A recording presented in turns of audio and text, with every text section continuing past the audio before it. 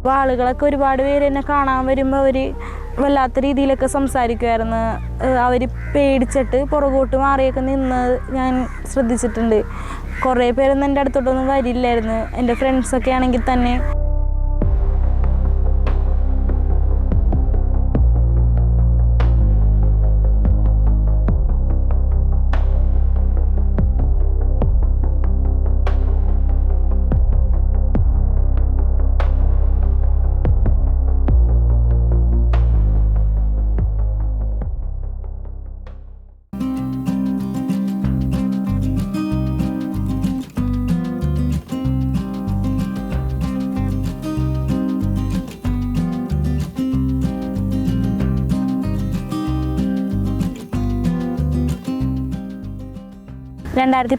ഫെബ്രുവരി 16 എൻ്റെ കണ്ണിന് തെരുവുനായാക്രമണം ഉണ്ടാവുന്നത്.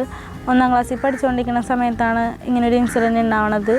ഞാൻ വീട്ടിൽ കളിച്ചുകൊണ്ടിരിക്കണമായിരുന്നു. അപ്പോൾ പെട്ടെന്നൊന്ന് ജസ്റ്റ് പുറത്തോട്ടിറങ്ങിയിട്ട് തിരിച്ച് വരുന്ന വഴിയാണ് പട്ടി പെട്ടെന്ന് ഓടി വരികയും കടിച്ചിട്ട് ഇങ്ങനെ ഇവിടെ നിന്ന് ഇത്രയും ഭാഗം കടിച്ച് ഇങ്ങനെ ഇവിടെ തൂങ്ങിക്കിടക്കണമായിരുന്നു.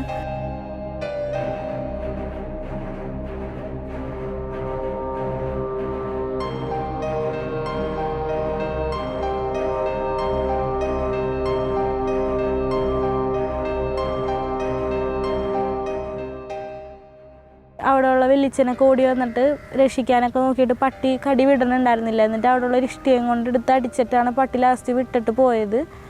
അങ്ങനെ അവിടെ നിന്ന് ഞാൻ ഇങ്ങനെ നടന്ന് എൻ്റെ വീട്ടിലോട്ട് അവരെല്ലാവരും കൂടി എന്നെ കൊണ്ടുപോയി. അപ്പോഴാണ് അമ്മ കാണുന്നത് തന്നെ. ഇങ്ങനെ ഞാൻ വീട്ടിൽ നിന്ന് ഇറങ്ങിപ്പോയ കാര്യമൊന്നും നമുക്കറിയില്ലായിരുന്നു. ഫുള്ള് ചോരയായിരുന്നു, ചോരയിൽ ഫുള്ള് കുളിച്ചിരിക്കണമായിരുന്നു. അങ്ങനെ അവിടെ വീടിൻ്റെ അപ്പുറത്തുള്ള ചേച്ചി ഓടി വന്നിട്ട് എൻ്റെ കണ്ണൊക്കെ കഴുകി സോപ്പൊക്കെ ഇട്ട് കഴുകി തന്ന് ഫസ്റ്റ് എയ്ഡ് പോലെ എല്ലാം ചെയ്തൊക്കെ തന്ന്. അങ്ങനെ അപ്പം തന്നെ അവിടെ നിന്നൊരു ഓട്ടോ വിളിച്ച് ഞങ്ങൾ പറവൂരുള്ള ഒരു ജനറൽ ഹോസ്പിറ്റലിലോട്ട് എത്തി. അവിടെ നിന്ന് എത്രയും പെട്ടെന്ന് തൃശ്ശൂർ മെഡിക്കൽ കോളേജിൽ എത്തിക്കണമെന്ന് പറഞ്ഞിട്ട് 1 മണിക്കൂറിനുള്ളിൽ തന്നെ പോയി കടിച്ചതിന് ചുറ്റും ഇഞ്ചക്ഷനൊക്കെ എടുക്കാൻ പറഞ്ഞിട്ട് അങ്ങനെ പെട്ടെന്ന് തന്നെ ആംബുലൻസിന് പോയിട്ട് കടിച്ചതിന് ചുറ്റും ഇഞ്ചക്ഷനൊക്കെ എടുത്ത് അപ്പോൾ തന്നെ ഓപ്പറേഷൻ തിയേറ്ററിലോട്ട് കയറ്റി ഓപ്പറേഷനൊക്കെ ചെയ്ത്. പിന്നീട് ഓരോ ലിറ്റിൽ ഫ്ലവർ അങ്ങനെ കുറേ ഹോസ്പിറ്റലായിട്ട് 6ഓളം സർജറി ചെയ്ത് 2 പ്ലാസ്റ്റിക് സർജറിയും പിന്നെ എല്ലാം നോർമൽ സർജറിയുമായിരുന്നു.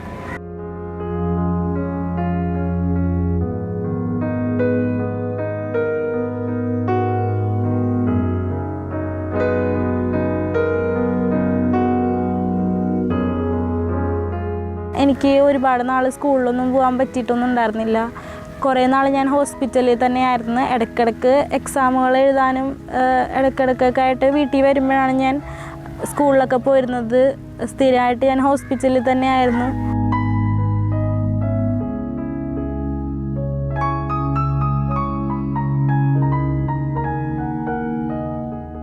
പട്ടി കടിച്ച് കഴിഞ്ഞ് കുറച്ച് നാൾ കഴിഞ്ഞിട്ടാണ് നമുക്ക് മനസ്സിലാവുന്നത് കണ്ണിന് കാഴ്ചയില്ല എന്നുള്ള കാര്യം. കാരണം ഇവിടെയൊക്കെ ഫുള്ള് കെട്ടി വെച്ചേക്കണായിരുന്നു. അതൊക്കെ റിമൂവ് ചെയ്തപ്പോഴാണ് നമ്മൾ കാഴ്ചയില്ല എന്നുള്ളൊരു കാര്യം തിരിച്ചറിയണത്. അങ്ങനെ പിന്നീടും ആയുർവേദത്തിൻ്റെയും അങ്ങനെ ഒരുപാട് ട്രീറ്റ്മെൻറ്റൊക്കെ നോക്കി. പക്ഷെ കാഴ്ച തിരിച്ചിട്ടാനായില്ല.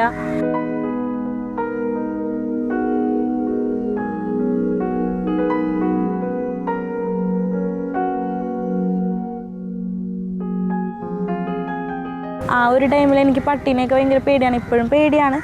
എന്നാലും അന്ന് രാത്രി ഉറക്കത്തിൽ നിന്നൊക്കെ ഞെട്ടി എണീക്കുക, പട്ടിയുടെ സൗണ്ട് കേൾക്കുമ്പോൾ തന്നെ കരയുക, അങ്ങനെ ഒരുപാട് പ്രശ്നങ്ങളൊക്കെ ഉണ്ടായിരുന്നു. കൗൺസിലിങ്ങിനൊക്കെ പോയി പട്ടീനെയൊക്കെ തൊടിക്കാനൊക്കെ നോക്കി. പക്ഷേ അതിൽ നിന്നൊരു വ്യത്യാസമൊന്നും ഉണ്ടായില്ല. പിന്നീട് വലുതായി വരുന്തോറും പയ്യെ ആ പേടി വിട്ടുമാറാണ് ചെയ്തത്. എന്നാലും എനിക്കിപ്പോഴും പട്ടീനെ കാണുമ്പോഴൊക്കെ പേടിയാണെന്ന്. പണ്ടത്തെ അത്രയും ഭീകരമായിട്ടുള്ളൊരു പേടിയില്ല.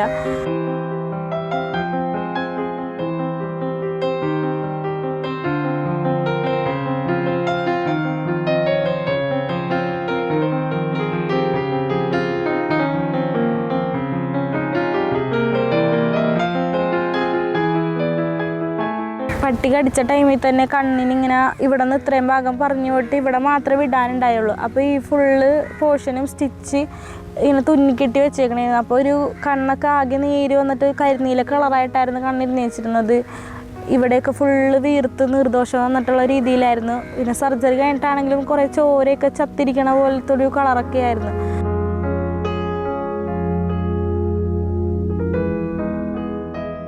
അപ്പോൾ ആളുകളൊക്കെ ഒരുപാട് പേര് എന്നെ കാണാൻ വരുമ്പോൾ അവർ ഇങ്ങനെ വല്ലാത്ത രീതിയിലൊക്കെ സംസാരിക്കുമായിരുന്നു. അവർ പേടിച്ചിട്ട് പുറകോട്ട് മാറിയൊക്കെ നിന്ന് ഞാൻ ശ്രദ്ധിച്ചിട്ടുണ്ട്. കുറേ പേരൊന്നും എൻ്റെ അടുത്തോട്ടൊന്നും വരില്ലായിരുന്നു. എൻ്റെ ഫ്രണ്ട്സൊക്കെ ആണെങ്കിൽ തന്നെ ആ ഒരു ടൈമിൽ ഞാൻ ക്ലാസ്സിൽ പോകുമ്പോഴൊക്കെ എൻ്റെ കണ്ണ് വികൃതമായിരുന്ന ടൈമിലൊക്കെ ഞാൻ ക്ലാസ്സിൽ പോയിട്ടുണ്ട്. അപ്പോഴും ഇവരൊക്കെ മാറി നിൽക്കുകയും അങ്ങനെയൊക്കെ ചെയ്തിട്ടുണ്ട്.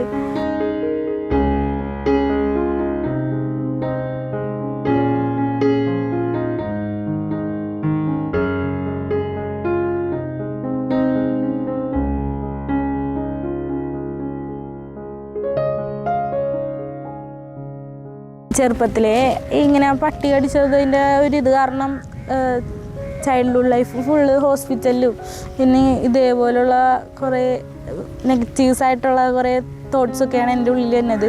പിന്നെ പയ്യെ ഞാൻ അതൊക്കെ ആയിട്ട് പൊരുത്തപ്പെടുകയും അതായിട്ട് സിങ്കായി പോവുകയാണ് ചെയ്തത്. പിന്നീടാണ് എനിക്ക് ഫോട്ടോഗ്രാഫിയിലോട്ടൊരു ഇൻട്രസ്റ്റൊക്കെ തോന്നുന്നത്. ഫോട്ടോഗ്രാഫി എൻ്റെ ഒരു പാഷനായി മാറുന്നത് ഞാനൊരു 10th 11th പഠിക്കുമ്പോഴാണ്.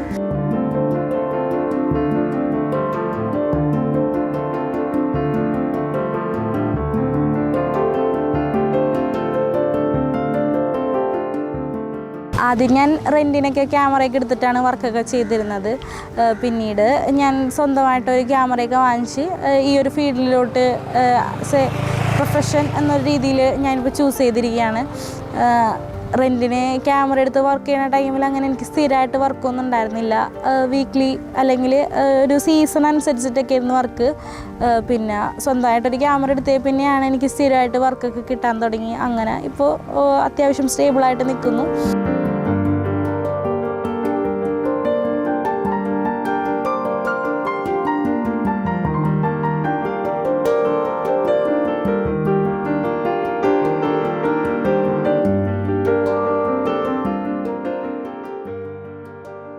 ആദ്യം ഞാൻ അമ്മേൻ്റെ താലിമാല പണയം വെച്ചിട്ടാണ് ഒരു സെക്കൻഡ് ഹാൻഡ് ഒരു ക്യാമറ വാങ്ങണത്, സോണി A7 M3. അതിനുശേഷം പിന്നെ മാല തിരിച്ചെടുത്തതിന് ശേഷം ഞാൻ പിന്നെ സ്വന്തമായിട്ടൊരു A7 M3 തന്നെ ഫ്രഷ് ക്യാമറ മേടിക്കുകയാണ് ചെയ്തത്.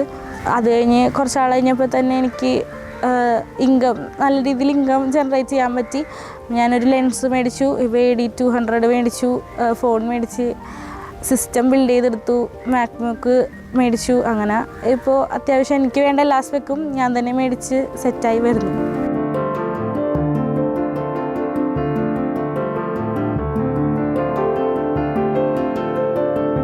പട്ടികളോടുള്ളൊരു പേടി എനിക്കിപ്പോഴും വിട്ടുമാറിയിട്ടില്ല. പണ്ടെന്ന് പറഞ്ഞു കഴിഞ്ഞാൽ പട്ടിനെ കാണുമ്പോൾ ഞാൻ അലറി നിലവിളിക്കുകയും പിന്നെ ഉറങ്ങുമ്പോഴൊക്കെ പട്ടിയുടെ സൗണ്ടൊക്കെ കേട്ടുമ്പോൾ പെട്ടെന്ന് ഞാൻ ഞെട്ടി എണീക്കും. പിന്നെ പട്ടിക്ക് അതൊക്കെയാണ് സൗണ്ടൊക്കെ ഞാൻ സ്വപ്നത്തിലൊക്കെ കേട്ടിട്ട് ഞെട്ടി എണീക്കാറൊക്കെ ഉണ്ടായിരുന്നു. കൗൺസിലിങ്ങിനും കാര്യങ്ങളൊക്കെ കൊണ്ടുപോയിട്ട് എനിക്ക് വലിയ വ്യത്യാസമൊന്നും ഉണ്ടായിരുന്നില്ല. പട്ടിനോടുള്ള ഒരു പേടി വിട്ടുമാറണമായിരുന്നില്ല. അത് എന്നെ നല്ല രീതിയിൽ ആ ഒരു ഇൻസിഡൻറ്റ് എനിക്ക് ഭയങ്കരമായിട്ട് ആ ഇൻസിഡൻറ്റ് നല്ല ബോണ്ട് ചെയ്ത് നിന്നിട്ടുണ്ടായിരുന്നു.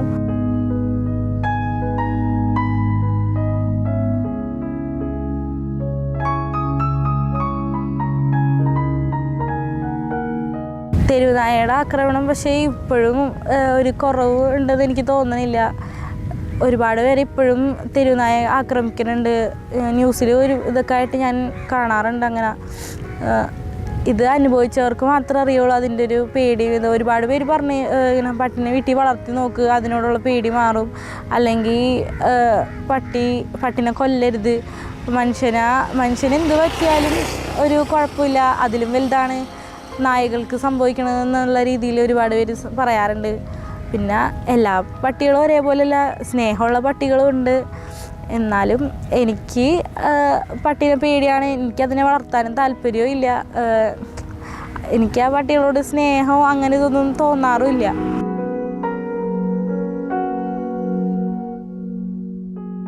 എന്നിങ്ങനെ തെരുവുനായ ആക്രമിച്ചിട്ട് ഇങ്ങനെ ഒരുപാട് പേര് ഓടിക്കൂടി. അപ്പോൾ എല്ലാവരും കൂടി നടന്നിട്ട് ഞാൻ ഇങ്ങനെ വീട്ടിലോട്ട് എല്ലാം ഇത് കണ്ടപ്പോൾ തന്നെ അമ്മ ഫസ്റ്റ് തല കറങ്ങി വീഴുകയാണ് ചെയ്തത്. അമ്മയ്ക്ക് അങ്ങനെ ചോരയൊക്കെ കണ്ടു കഴിഞ്ഞാൽ തല ഇറങ്ങി വീഴുന്ന ഒരാളാണ്. അങ്ങനെ അത്ര വലിയ ഇതൊക്കെ താങ്ങാനുള്ള, അതിപ്പോൾ ഏത് അമ്മമാരായാലും അവർക്ക് സ്വന്തം മക്കൾ ഈ ഒരു അവസ്ഥയെ കണ്ടു കഴിഞ്ഞാൽ അത്രയേറെ വിഷമിക്കും.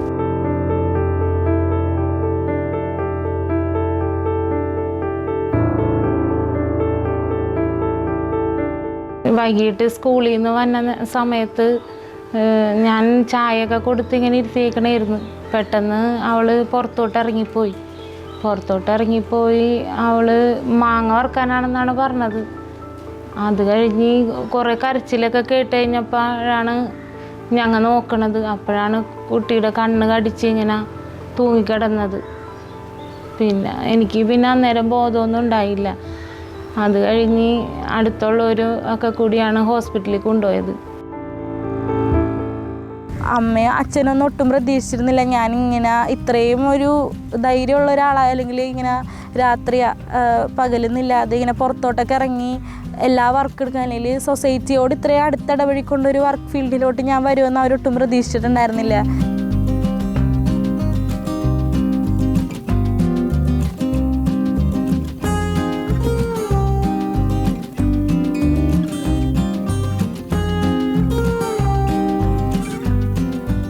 എൻ്റെ ലൈഫിന് എന്താവും എന്ന് ഓർത്ത് അവർ ഭയങ്കര ആശങ്കയായിരുന്നു. ഇങ്ങനെ ഒരു സിറ്റുവേഷനിലൂടെ കടന്ന ഒരാൾ, പുറത്തോട്ടിറങ്ങാൻ പേടി, പട്ടിനെ കാണുമ്പോൾ പേടി, അങ്ങനെയുള്ള ഒരാൾ ഫോട്ടോഗ്രാഫി എന്നൊരു ഫീൽഡ് പുറത്തോട്ടിറങ്ങി ആളുകളോട് ഇടപെട്ട് ഒന്നും പേടിയില്ലാതെ രാത്രികളിൽ സഞ്ചരിച്ചുകൊണ്ട് അങ്ങനെയൊക്കെ ഒരു പ്രൊഫഷനിലോട്ട് എത്തുമെന്ന് അവരൊട്ടും പ്രതീക്ഷിച്ചിട്ടുണ്ടായിരുന്നില്ല. അപ്പോൾ ഇപ്പം ഇങ്ങനെ ഒരു ഫീൽഡിലോട്ട് എത്തിയോണ്ട് അവർ ഭയങ്കര ഹാപ്പിയാണ്. അവരെന്നെക്കുറിച്ച് ഓർത്ത് ഭയങ്കര പ്രൗഡാണ്. അതോർക്കുമ്പോൾ എനിക്ക് ഭയങ്കര സന്തോഷമുണ്ട്.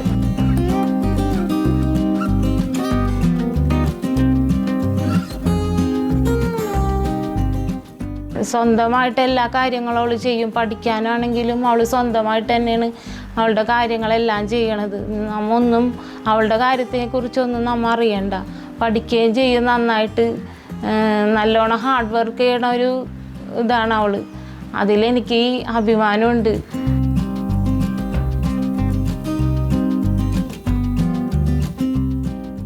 എനിക്ക് പത്മപ്രിയ എന്ന് പറഞ്ഞ എൻ്റെ മകളാണ് എൻ്റെ റോൾ മോഡലായിട്ട് എനിക്ക് ഒരു ഇത്. അവളുടെ ഇത് കണ്ടിട്ട് ഞാൻ ഓരോ ഇത് നോക്കി നിന്ന് ഞാനത് ആസ്വദിക്കാറുണ്ട്.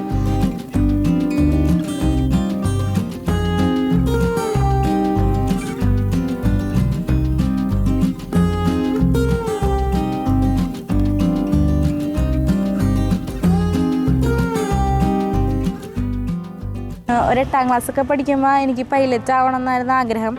അങ്ങനെ ഞാൻ പൈലറ്റ് ആവാനായിട്ട് എന്തൊക്കെ ചെയ്യണമെന്നും എന്തൊക്കെയാണ് പഠിക്കേണ്ടതെന്നുള്ള കാര്യങ്ങളൊക്കെ അന്വേഷിച്ച് അപ്പോഴാണ് മനസ്സിലായത് ഫിസിക്കൽ ടെസ്റ്റും കാര്യങ്ങളൊക്കെ ഉള്ളതുകൊണ്ട് എനിക്ക് പൈലറ്റ് ആവാൻ പറ്റത്തില്ല. പൈലറ്റ് ആവാനായിട്ട് ഒരുപാട് തടസ്സങ്ങളൊക്കെ നേരിടേണ്ടി വരും. ഇങ്ങനെ കണ്ണിന് കാഴ്ചയില്ലാത്ത ഒരാൾക്ക് പൈലറ്റ് ആവാനായിട്ട് പറ്റില്ല എന്നുള്ള കാര്യം ഞാൻ പിന്നീടാണ് അറിയണത്. അങ്ങനെയാണ് ഞാൻ ഈ ഫോട്ടോഗ്രാഫി എന്നുള്ളൊരു ഫീൽഡിലേക്ക് വന്നത്.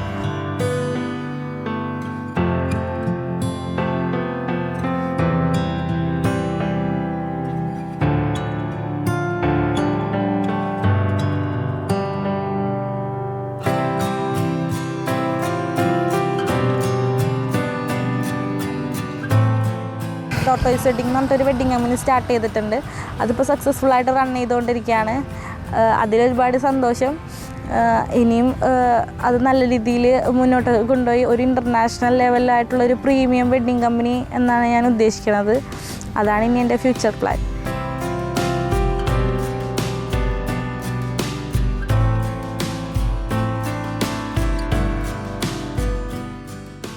ഞാൻ ഇപ്പോൾ BCom finance and taxation SNM കോളേജിൽ 3rd ഇയറിൽ പഠിക്കുകയാണ്. പഠിച്ചുകൊണ്ട് തന്നെയാണ് ഞാൻ വർക്ക് ചെയ്യുന്നത്. കോളേജിൽ മിസ്സും സാറുമാരൊക്കെ സപ്പോർട്ടാണ്. അവർക്കും ഇഷ്ടമാണ് ഞാൻ ഇങ്ങനെ ഫോട്ടോഗ്രാഫിയൊക്കെ ചെയ്യണത്. അതുകൊണ്ട് തന്നെ എനിക്ക് രണ്ടും കൂടി ഒരുമിച്ച് കൊണ്ടുപോകാനൊക്കെ പറ്റുന്നുണ്ട്.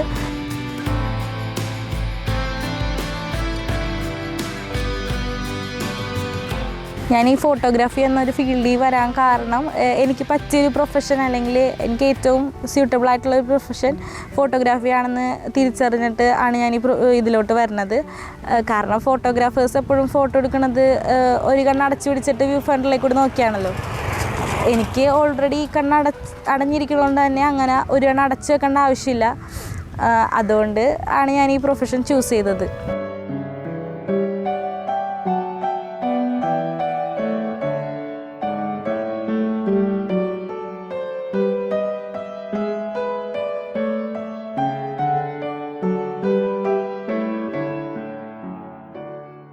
തല ഇങ്ങനെ അടിച്ച് വീണിട്ട് ആണ് പട്ടി ഇങ്ങനെ കടിച്ചത്. അതുകൊണ്ട് പെട്ടെന്നുള്ള തല മരവിച്ചുകൊണ്ട് എനിക്ക് കണ്ണ് കടിച്ച് പറിക്കണ ആ ഒരു വേദന അധികം ഫീൽ ചെയ്തിട്ടുണ്ടായിരുന്നില്ല. പക്ഷേ സർജറിയും കാര്യങ്ങളൊക്കെ ചെയ്ത് കഴിഞ്ഞിട്ട് ആ ഒരു പെയിൻ നല്ല രീതിയിലുണ്ടായിരുന്നു. ഒപ്റ്റിക് നെർവിന് ഇഞ്ചുറി വെച്ചതുകൊണ്ടാണ് എൻ്റെ വലത്തേ കണ്ണിൻ്റെ കാഴ്ച നഷ്ടപ്പെടാൻ കാരണം. പിന്നീട് ഒരുപാട് ട്രീറ്റ്മെൻറ്റും കാര്യങ്ങളൊക്കെ ചെയ്തെങ്കിലും കാഴ്ച തിരിച്ചിട്ടാനായില്ല. ഒപ്റ്റിക് നെർവിന് ഇഞ്ചുറി ആയതുകൊണ്ട് തന്നെ കാഴ്ച കിട്ടാൻ ചാൻസ് ഇല്ലെന്നാണ് പറഞ്ഞത്.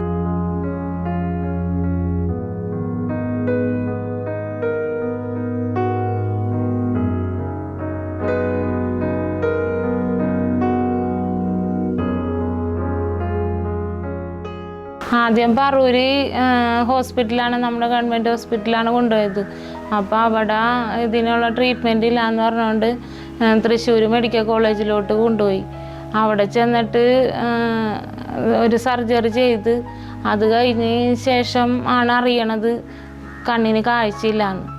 അതിന് ശേഷം ഗിരിധറിൽ ഒരു സർജറി ചെയ്ത് അതിന് ശേഷം പിന്നീട് അമൃത ഹോസ്പിറ്റലിൽ ചെയ്ത് പിന്നെ LFE ചെയ്ത് പിന്നെ ആയുർവേദ ട്രീറ്റ്മെൻറ്റൊക്കെ എടുത്ത് ഒന്നും ചെയ്തിട്ട് ഒപ്റ്റിക്കൽ നെർവ് പൊട്ടിപ്പോയത് കാരണം ഒന്നും ചെയ്യാൻ പറ്റില്ലെന്നാണ് പിന്നെ ഡോക്ടർമാർ പറഞ്ഞത്.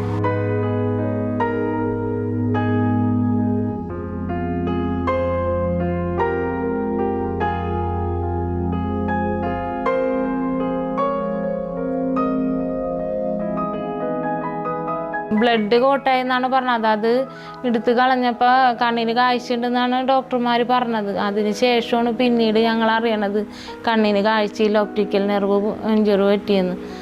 അതിന് ശേഷം ഞങ്ങൾക്ക് എല്ലാവർക്കും ഒരു ഷോക്കായി. എന്താണെന്ന് വെച്ചാൽ ചെറിയൊരു കുട്ടി ഒരു കണ്ണിന് കാഴ്ച നഷ്ടപ്പെട്ട് കണ്ണ് വികൃതമായിട്ടിരിക്കുകയാണ്. ആകെ മാനസികമായിട്ട് ഞങ്ങൾ ആകെ തളർന്നു.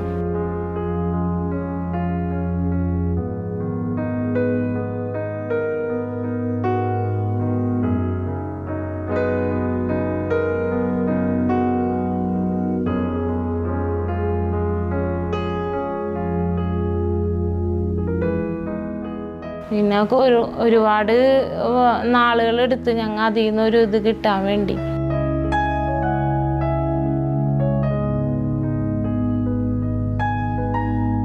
എനിക്ക് ചെറുതായിട്ട് സ്റ്റിച്ചിങ് ഓൺലൈനായിട്ടൊരു ബോട്ടിക്ക് ഉണ്ട്, ചെറിയ രീതിയിലുള്ളത്. അപ്പം ഞാൻ ആദ്യം ഡ്രസ്സൊക്കെ സ്റ്റിച്ച് ചെയ്തിട്ട് പിള്ളേരത് ഇട്ട് നോക്കിയിട്ട് ഫോട്ടോ ഒക്കെ എടുക്കുമായിരുന്നു. അപ്പം ഇവർ രണ്ടുപേരും അതിട്ട് ഫോട്ടോ ഒക്കെ ഇട്ട് ഇവർ ഓൺലൈനിലൊക്കെ ഇടുമായിരുന്നു. പിന്നീട് ഇളയാൾ ഇടിച്ച് ഇയാൾ ഫോട്ടോ എടുക്കാൻ തുടങ്ങി. അങ്ങനെ ആ ഫോട്ടോ കണ്ടിട്ട് പിന്നെ മോഡൽ ഷൂട്ടിന് ഓരോരുത്തർ വിളിക്കാൻ തുടങ്ങി. അങ്ങനെ ക്യാമറയൊക്കെ റെൻറ്റിനെടുത്ത് അങ്ങനെ ഷൂട്ട് തുടങ്ങി. പിന്നെ അവൾക്ക് അതിനോടുള്ള ഒരു അറ്റാച്ച്മെൻ്റായി. പിന്നെ കൂടുതലും അവൾക്ക് ഫോട്ടോ എടുക്കണമെന്നുള്ളൊരിതായി.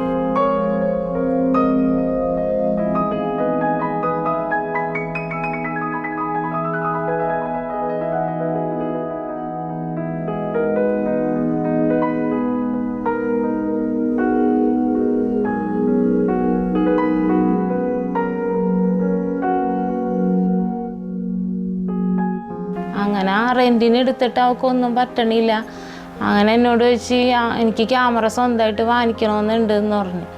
അങ്ങനെ ഞാൻ പറഞ്ഞു എന്നാൽ എന്തെങ്കിലും ഗോൾഡ് എന്തെങ്കിലും വെച്ചിട്ട് നീ ക്യാമറ വാങ്ങിക്കുമെന്ന് പറഞ്ഞു. അങ്ങനെ എൻ്റെ മാല കൊണ്ടുപോയി വെച്ച് അവൾ ക്യാമറ ആദ്യമായിട്ട് വാങ്ങിച്ചത്.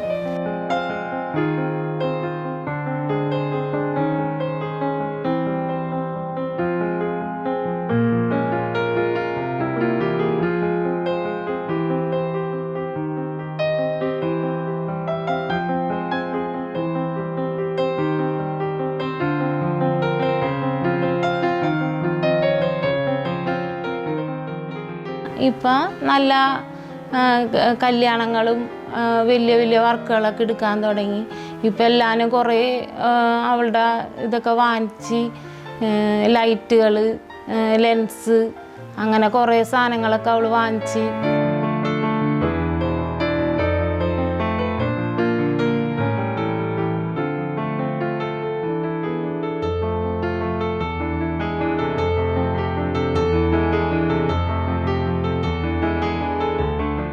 പത്മപ്രിയയുടെ അനിയത്തിയാണെന്ന് പറയാനായിട്ട് എനിക്ക് അഭിമാനമാണ്. പിന്നെ പത്മപ്രിയയുടെ അനിയത്തിയാണെന്ന് പറഞ്ഞാണ് കോളേജിൽ മൊത്തം അറിയപ്പെടുന്നത്.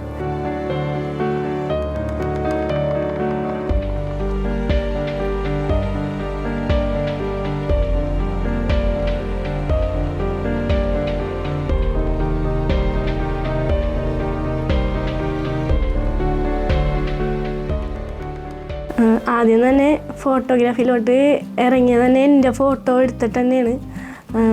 ഫോട്ടോ മോഡൽ തന്നെ ആയിട്ടാണ് അവളും നിന്നത്. പിന്നെ ഫോട്ടോ എടുക്കാനായിട്ട് പുള്ളിക്കൊരു ക്രേസ് തോന്നി. അങ്ങനെ എന്നെ മോഡലാക്കിയിട്ട് കുറേ ഫോട്ടോ ഒക്കെ എടുത്ത് അങ്ങനെ ഇൻസ്റ്റാഗ്രാമിൽ കുറേ ഫോട്ടോ ഒക്കെ ഇട്ടപ്പോൾ ആൾക്കാരൊക്കെ ഇങ്ങനെ ചോദിച്ച് അങ്ങനെ ഫോട്ടോ എടുക്കാൻ തുടങ്ങി.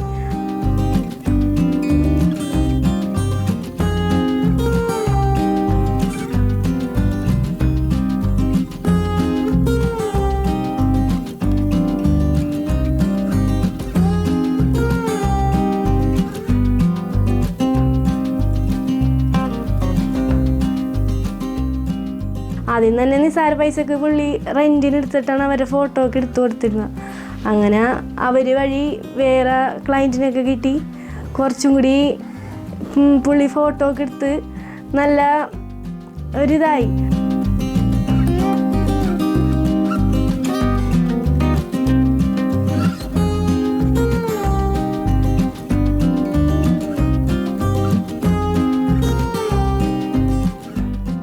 ശരിക്കും പത്മപ്രിയ അവളെനിക്ക് ഒരു റോൾ മോഡലാണ്. പക്ഷെ ഞാനിതുവരെ മുഖത്ത് നോക്കിയിട്ട് അങ്ങനെ പറഞ്ഞിട്ടില്ല.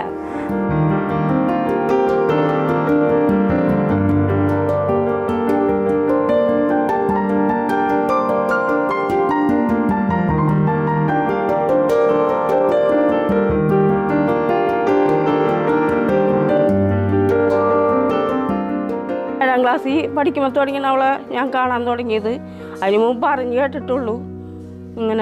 അങ്ങനെ ഒരു കൊച്ച് ഇങ്ങനെ പാട്ടി അടിച്ച് അങ്ങനെ ഭയങ്കര വിഷമത്തിലായി. ഞങ്ങളൊക്കെ അന്ന് പേടിച്ച് പേപ്പട്ടി ഇറങ്ങിയിട്ടുണ്ട് എന്നൊക്കെ കേട്ട്. പക്ഷെ കൊച്ചിനൊക്കെ അടിച്ച് ഇങ്ങനെ കണ്ണ് പറിച്ചെടുത്ത് ഇത്രയും വിഷമത്തിലൊക്കെ ആയെന്ന് ഞാൻ പിന്നീടാണ് അറിയണത്.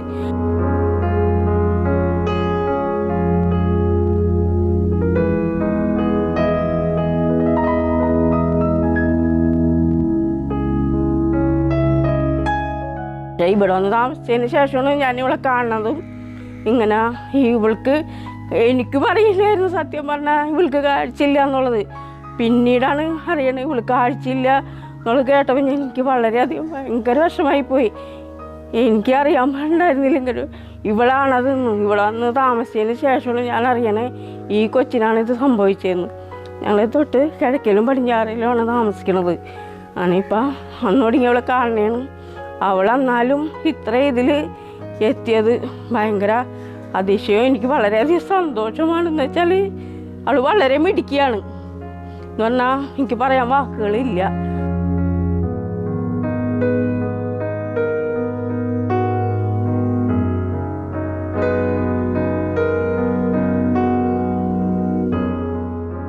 എന്തും തരണം ചെയ്യാനുള്ളൊരു കഴിവ് അവൾക്കുണ്ട്. അല്ലെങ്കിൽ ഇതിൽ തന്നെയല്ല എല്ലാ കാര്യത്തിലും ഞാൻ അവളുടെ ഓരോ പ്രവൃത്തി ഞാൻ ശ്രദ്ധിക്കാറുണ്ട്. വീട്ടിലിപ്പോൾ അച്ഛനമ്മയും അല്ലെങ്കിൽ അവൾ ഒറ്റയ്ക്ക് എന്തും കൈകാര്യം ചെയ്യാനുള്ളൊരു കഴിവ് അവൾക്കുണ്ട്. ഇത് മാത്രമല്ല എല്ലാ കാര്യത്തിലും ഉണ്ട്. അവൾക്കൊരു പക്വതയും എല്ലാം. ഒരു കണ്ണില്ലാത്ത ഒരു കൊച്ചാണ് എന്നൊരിക്കലും നമുക്ക് തോന്നില്ല. അത്രയ്ക്കും പെർഫെക്റ്റായിട്ടാണ് ഓരോരോ കാര്യങ്ങൾ ചെയ്യണത്.